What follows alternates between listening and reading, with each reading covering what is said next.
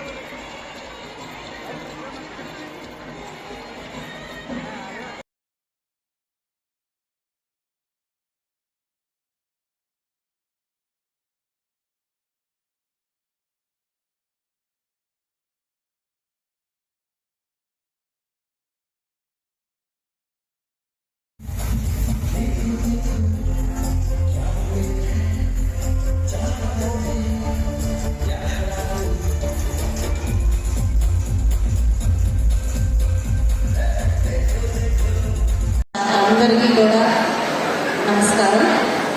ఈరోజు విజేత స్కూల్స్ 31వ వార్షికాలు గడిపేసుకొని 32వ వార్షికోత్సవంలోకి వెళ్తుంది అంటే నిజంగా శ్రీహరి గారి కృషి కనిపిస్తుంది. ఇక్కడ 32వ యానివర్సరీస్ జరుపుకోవడం ఒక స్కూలు అంటే ఒక సామాన్య విషయం కాదు. స్కూల్ నడపాలి అంటే ఇలా పెద్దలు చెప్పినట్టు చాలా కష్టమైంది. ఈరోజు ఎంత గొప్ప పారిశ్రామికవేత్తలైనా ఎంతో డబ్బు గడించినా కూడా స్కూల్ దగ్గరికి రాగానే అంటే ఒక స్కూలింగ్ ఇన్స్టిట్యూషన్ నడపాలి అంటే ఎంతో ఆలోచిస్తారు. ఎందుకంటే చాలా బాధ్యతాయుతమైన రంగం కాబట్టి ఆ బాధ్యత ఎలాంటిదో అది అనుభవిస్తున్న వాళ్ళకే తెలుస్తుంది. కాబట్టి అంత సామాన్యంగా దాన్ని ఎవరు తీసుకోవడానికి ధైర్యం చేయరు. అలాంటి ఒక ప్రతిష్టాత్మకమైన రంగంలో ఈరోజు శ్రీహరి గారు ఉండడం, ఇంత విశేష కృషిని అందించడం నిజంగా గొప్ప. అయితే అనేక రంగాల్లో ఆయన బాధ్యతలు నిర్వర్తిస్తూ రాష్ట్ర కోశాధికారిగా, ప్రైవేట్ రంగ స్కూల్స్ అసోసియేషన్ ప్రెసిడెంట్గా, సేవా సమితి యొక్క ఫౌండర్గా, స్కూల్ మేనేజ్మెంట్గా ఇలా ఎన్నో రకాల బాధ్యతల్ని ఆయన నిర్విరామంగా చేపడుతూ వచ్చారు. ప్రతి దాంట్లో కూడా ఆయన యొక్క బాధ్యతని మార్పుని వేసుకొని ముందుకు వెళ్తూ ఈరోజు 31 వసంతాలు జరుపుకుంటూ ఉన్నారు అని అంటే మీకు నిజంగా శుభాకాంక్షలు అండి. అందరికీ, పేరెంట్స్కి, స్టూడెంట్కి అండ్ ఫౌండర్స్ అండ్ టీచర్స్కి విజేత స్కూల్స్ 31st యాన్యువల్ డేకి శుభాకాంక్షలు.